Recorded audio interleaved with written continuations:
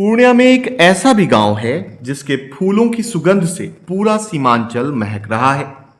यहाँ पर फूलों की खेती कर किसान आत्मनिर्भर बन रहे हैं।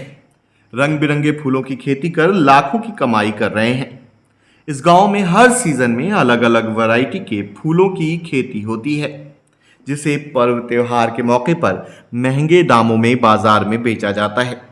आइए जानते हैं फूलों की खेती कर कैसे ये गांव संवर रहा है। पूर्णिया जिला के धमदाहा प्रखंड का चिकनी डुमरिया गांव फूलों की खेती के लिए चर्चा में है। यहाँ पर रहने वाले सभी परिवार खेती पर निर्भर हैं। फूलों की क्यारी एक व्यक्ति से शुरू हुई थी, अब रंग बिरंगे फूल गांव की पहचान बन गए हैं, जिससे लोगों को काफ़ी आमदनी होने लगी है और जिसकी महक सीमांचल के बाजारों को दीवाना बना रही है। पर्व त्योहार के मौके पर इस गांव की अहमियत बढ़ जाती है।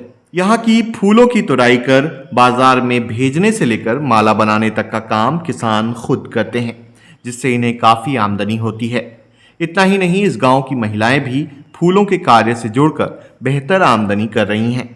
यानी इस गांव में कोई बेरोजगार नहीं है।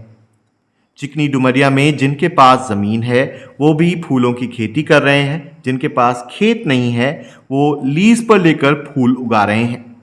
1 एकड़ में एक साल में लगभग 3 लाख से ज़्यादा आमदनी होती है। आपको पता ही है कि फूलों का बाजार हमेशा गुलजार होता है। इस तरह से यहाँ के किसानों के हाथों में सिक्का हमेशा खनकता रहता है। पूर्णिया के चिकनी डुमरिया के फूलों की मांग पश्चिम बंगाल और नेपाल में भी है।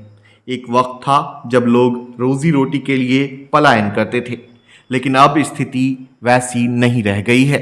ये जो फूल आप देख रहे हैं मेरा यहाँ पर, हम करीब 20 साल पहले इसका खेती हम किए थे यहाँ पर, जिस समय में इसके बारे में किसी को कोई पता ही नहीं था।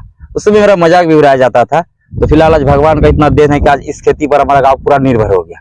इसमें लगभग आपका हर घर का महिला भी जुड़ गया है। हर घर का महिला को रोजगार मिल गया, किसान को रोजगार मिल गया, मजदूर को रोजगार मिल गया है। अभी हमारा गांव जो है डेवलपमेंट में जो है इस खेती से बहुत ज्यादा आगे है।